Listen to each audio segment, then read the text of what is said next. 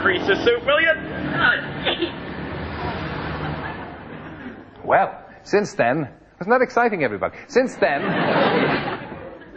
he's been in his dressing suite, and I think he's now ready to appear. Do we have him now? Is he available? Don't rush him. If he's... Fine, he's ready. Ladies and gentlemen, Mr. Max Headroom.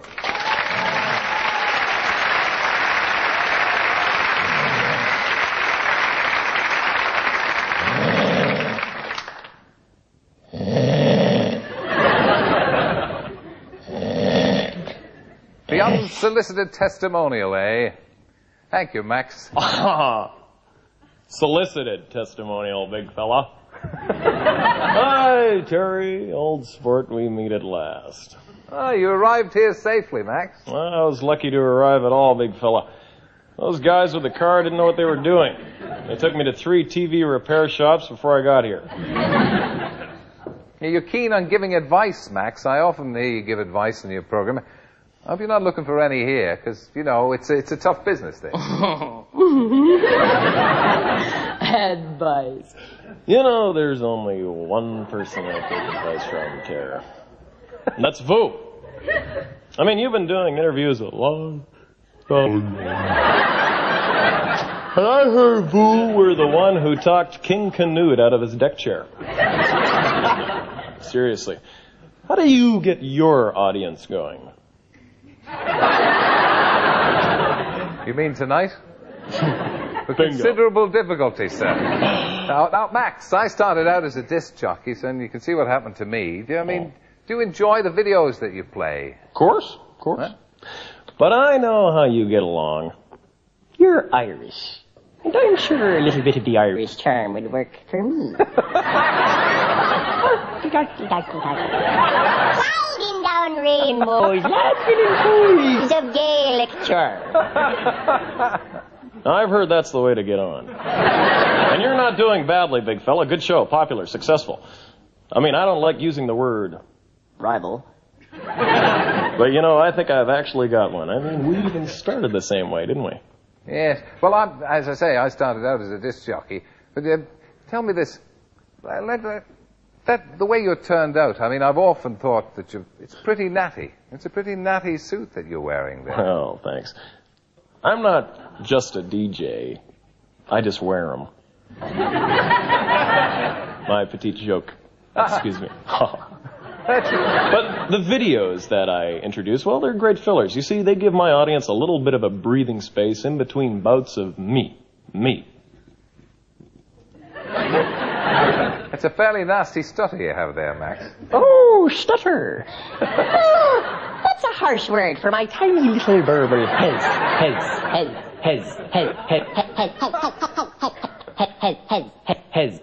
hesitancy.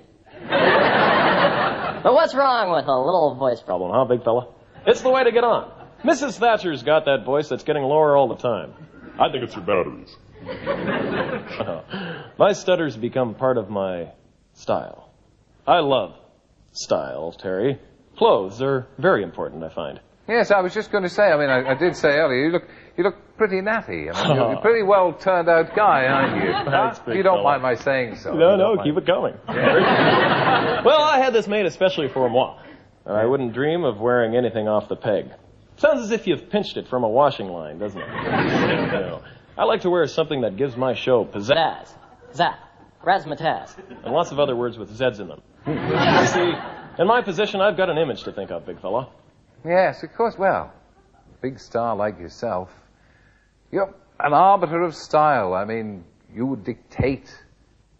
Well, I mean, what do you think? What do you think of the way I dress?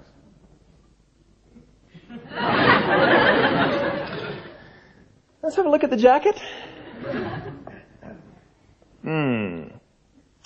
I think threads is a very good way of putting it. You look like the kind of guy that probably uses garters with his knee socks. And looking at your build, big fella, I think for holiday wear, and I'm a bit of an expert in this, a nice pair of long, baggy shorts would suit you down to the ground. In fact, they'd probably reach the ground. No, I'm sorry, big fella. Again, my petite joke. I wasn't being funny, tell me, old son. You see, as you said earlier, I've given lots of advice on clothes, and people have taken it. I mean, they're schmucks, let's face it. They've walked around in baggy shorts and flip-flops, and I love to see it. I also enjoy a good laugh. What about the jargon? We're having a nice time, aren't we? Oh, yeah. What about this jargon that you use? You think I should use some of that in my show, like, cut in my strut and stuff like that? Ah, yeah. i.e., something like this.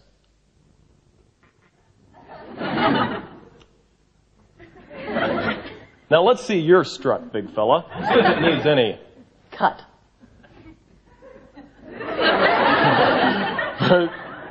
2 out of 10. It's not exactly John Travolta's pep in your step, more kind of a burn up in the turn up. Okay, well, what about your knees? I often get compliments on my knees.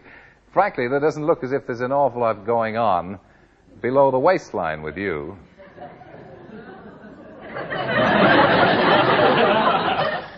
No. Let's get our priorities right. It's not the legs, Terry. It's what you wear around them. For example, I wouldn't do anything fancy at this minute because I'm wearing all nylon trousers. Very stylish. But the static is terrible. One quick shuffle and I could fuse all the lights in here. But I like your strides. They're more of a, how shall we say, right off the top of my head in quotation marks, Golf slack, aren't they? Well, I would. However, you're a guest here. I can't be too rude to you. And anyway, that's right. I have my doubts about you. You're a keen golf fan, though, aren't you? I've heard you extol the virtues of golf on your show. Huh? Well, I don't have much time these days for the big G, Terry.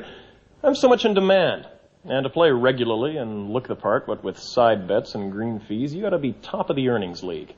You gotta be rolling in money to play golf. I believe, you play quite a lot, Terry? No, yes. Play a little bit, just puttering about the old fairway from time to time, Max. Well, I'll be honest, I do whack the occasional ball round to break the odd course record, nothing special. Yeah, do you need a computerized fairway, though, you being a computerized TV presenter? I won't take that as the personal dig I'm sure it was meant to be. No, I think you've got the wrong end of the old club there, big fella.